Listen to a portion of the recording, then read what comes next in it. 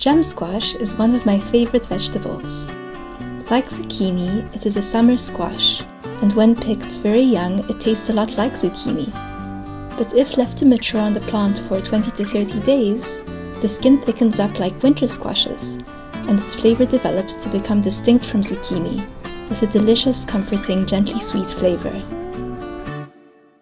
Here are 15 important things I learned from growing gem squash this year.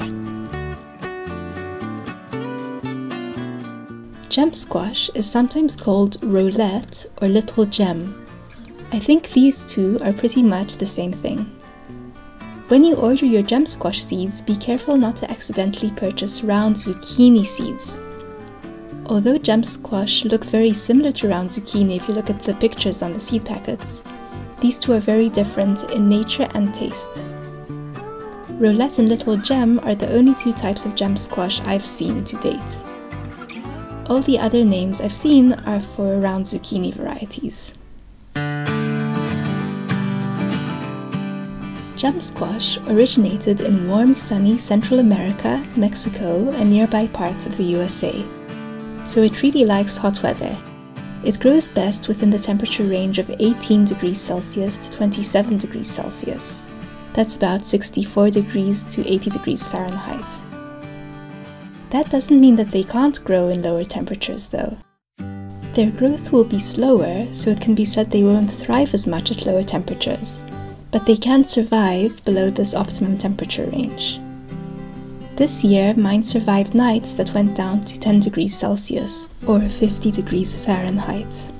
Because they thrive in warm climates, they have been abundantly grown in South Africa, where they have become beloved favorites. So if you ever meet a South African, I would guess they'll be very familiar with gem squash. Although I did successfully grow gem squash outdoors in containers in a cool, rainy summer in the UK, I had lower yields than other grower friends who grew them indoors in a polytunnel or a greenhouse in the ground. So I think they will probably thrive more and give higher yields if you grow them in the ground and indoors rather than outdoors in pots.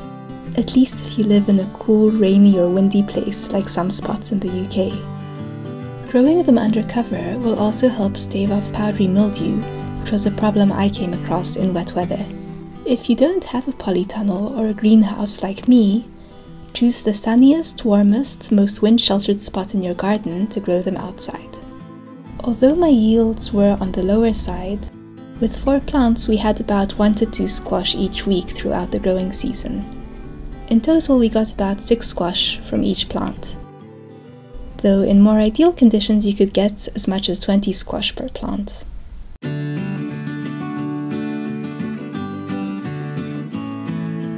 Like zucchini, gem squash need a good amount of space. The official advice is to leave about 60 to 100 centimeters, that's 24 to 30 inches, between plants. I grew mine in the biggest pots I had, which were 50 centimeters in diameter, and they did okay in those, though I suspect they would have done even better with more space if they had been in the ground. If we're looking at how much space gem squash need in terms of height, if you train them vertically on a climbing frame, my vines grew to a height of about 6 foot. Although friends of mine with better growing conditions had their vines grow to a length of almost double this, and they had to start training theirs horizontally after a while so that the fruits will still be easy to reach.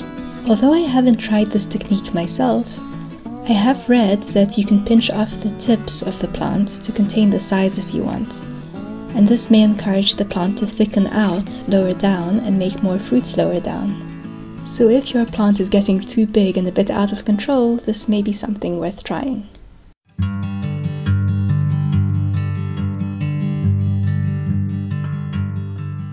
I found that the growing process of the gem squash was almost identical to growing zucchini, so if you want a thorough how-to video on how to grow gem squash, watching my how to grow zucchini video will apply to gem squash growing as well. I'll provide a link to that video in the description below. The main difference I noticed in the growing process was that gem squash grow more slowly, so all the growth milestones took a little longer.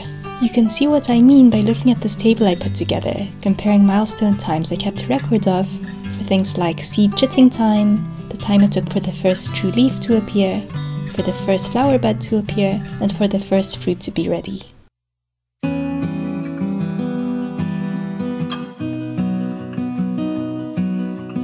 Like zucchini, gem squash are also very spiky plants. Even the squash themselves have spikes on them. One advantage of zucchini over gem squash is that there are some varieties of zucchini you can find that are spineless, and those are particularly well suited for growing with young children. Whereas with gem squash, unfortunately, spineless varieties do not yet exist, as far as I know. But if you're careful and light with your touch when handling the plants, I didn't find the spines to be a problem when growing them.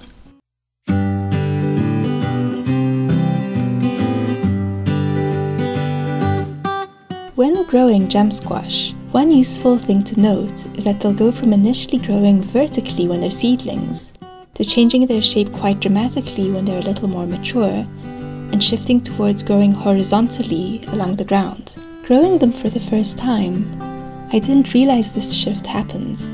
So when they were vertically growing seedlings, I thought I was helping the plants by attaching the stems to little support canes. And this did help at this stage. When the plants were about 30 to 40 days old, I transplanted them outside into their large outdoor pots.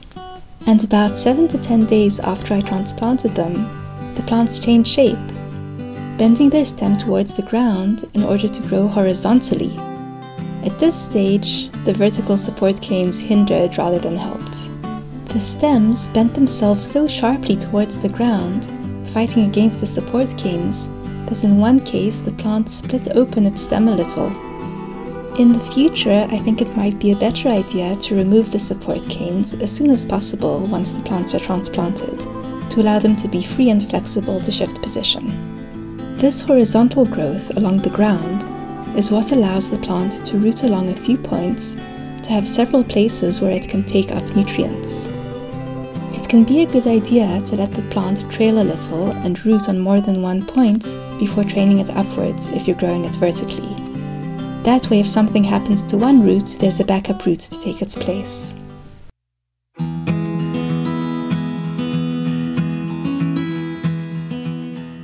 Around day 30 to 40, the plant started making swirly tendrils. This is a sign the plants are climbers, evolved to latch onto things as they grow vertically. In practice, I found the tendrils weren't really strong enough to hold up the plant's weight on their own. The plant needed a little help to grow vertically, by using string to tie it to the climbing frame. I used a bamboo structure for them to climb up, and I found a 3-pole wigwam was a good structure to grow them on. I experimented with 4-pole and 5-pole structures too, but the ones on the 3-pole wigwams seemed to grow the best for me. You can try growing them on any climbing structure you like. Some examples can be A-frames, trellises, lattices, or arches.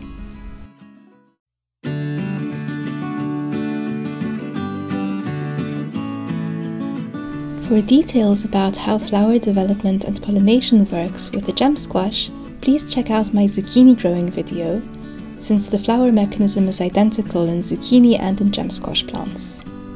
One thing I noticed about gem squash flowers that I hadn't noticed so much in zucchini plants was the importance of keeping the flowers dry. This ensures the flowers and fruit do not rot, and this is another good reason to grow your gem squash under covers like polytunnels or greenhouses. If you're growing outdoors like I did, what I noticed was that if it rained, the flowers became filled with water. If this happened before pollination, then the pollen in the male flowers would become really soggy and unusable, and meant that I would not be able to successfully hand-pollinate with the soggy liquid pollen mess. If it rained after pollination, I found that the female flower filled up with water, and then the fruit beneath it would become a bit slimy over time and would tend towards rotting. So if it rained when the flowers were open, what I did was put a little plastic bag cover over the flowers, tied with a string, to keep them dry. Another tip about squash flowers is that I suggest removing the flower from the end of the squash as soon as it pulls away readily, to prevent the flower end from rotting. On gem squash, I found the flower came away easily after about 5 to 8 days after pollination.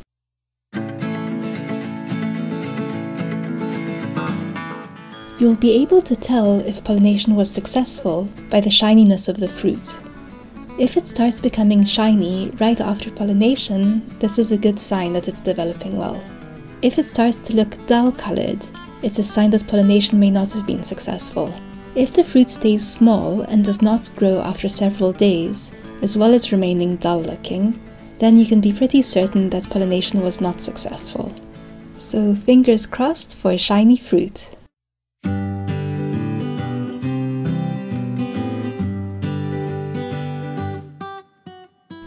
The way to tell if a squash is ready to eat is to do the fingernail test.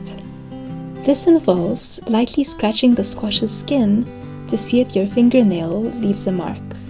If it leaves an indentation, then the squash's skin is too soft, which means the squash is still too young and not yet ready for picking. Once the squash's skin has thickened enough that your fingernail can no longer leave a mark, then the squash is mature enough to harvest. I found that the squash was the most tasty when left to mature on the plant after pollination for between 21 to 30 days. So even though the squash gets to the fully grown cricket ball size by around day 16, I recommend waiting and being patient and not picking it before 21 days at least for the best taste. If you eat the squash at about 21 days, when the fruit is on the younger side, the seeds inside are soft enough to eat, so you get more edible content out of the fruit, and the whole interior is very sweet, soft and deliciously moist. If you leave the squash on the plant a little longer, say for 30 days or more, the skin and seeds become hard, so they become inedible. Also, the longer you leave the squash, the less sweet and the more savoury it's likely to become. And also the interior becomes a little more firm and a little less moist with time. Different people like the squash at different stages of maturity, so you can experiment with harvesting at different times and see which level of maturity you like best.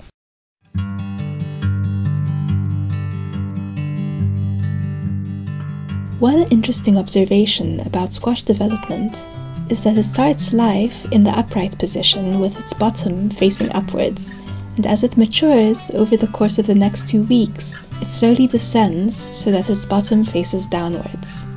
I discovered that if there was something in the way preventing the squash from descending, the squash seemed to protest by leaking a brown syrupy fluid, which hinted to me that if there's anything in the way, if possible, move the squash to allow it to descend properly for healthy squash development.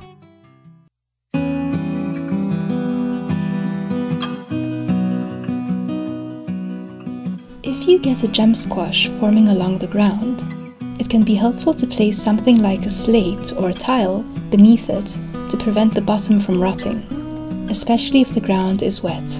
If you have a large, heavy gem squash hanging high off the ground, you may want to support it with some netting or a piece of cloth or even an old pair of tights connected to your frame, so that the weight doesn't accidentally snap the branch it's hanging from.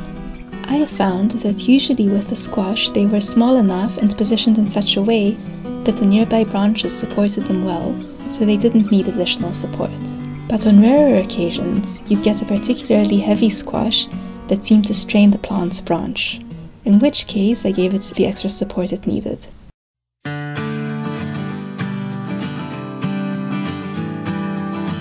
Pruning-wise, unlike zucchini, which can get overly dense to the extent that it reduces healthy airflow around the plant, I found that gem squash plants didn't tend to get very dense, so they didn't really need pruning. I felt like they needed as many leaves as possible to gather energy to grow the squash. If a leaf was dying off though, or later on if a leaf was badly affected with powdery mildew, then I did remove it. Watering-wise, I found the plant seemed to like the ground to be very moist, and seemed happy even when my moisture meter was showing 10 out of 10 moisture levels. For fertilizing, the general advice is to feed the plants after they start flowering, giving them a high potassium fertilizer once every 14 days. If you're growing your gem squash outdoors in a rainy climate, it might be a good idea to use granular slow-release fertilizer rather than liquid fertilizer to avoid the potential of overwatering.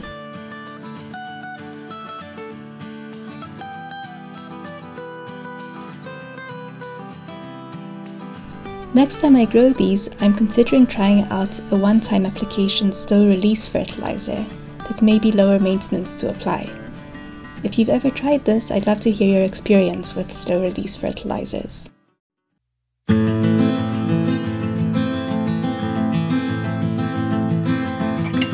A common problem you may come across when growing gem squash is that you can find the squashes go yellow and fall off before they've even had a chance to flower.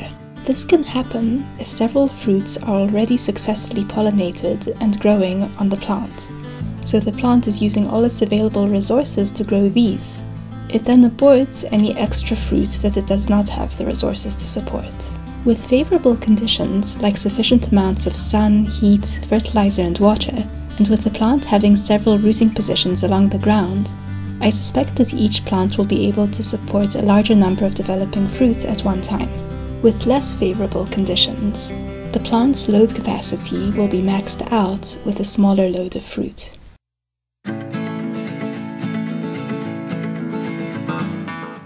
There are two main ways we liked to cook the gem squash: boiling and baking. Both ways involve keeping the squash whole, but poking a lot of deep holes in the skin with a fork to let the steam out so that the squash will not explode when cooking. We like to cook the squash until it's soft and tender enough to push a knife through it easily. Personally, I think baking preserves more of the flavour of the squash, whereas boiling dilutes the flavour a little. But both methods provide a tasty squash. As with all squash, if your gem squash tastes very bitter, do not eat it, because bitterness is a sign of poisonous toxins in the fruit that got there through an unfavourable cross-pollination with an inedible ornamental squash plant. A bitter gem squash, however, is very rare. And there you have it, 15 tips on growing gem squash. I hope you found them useful. Happy growing!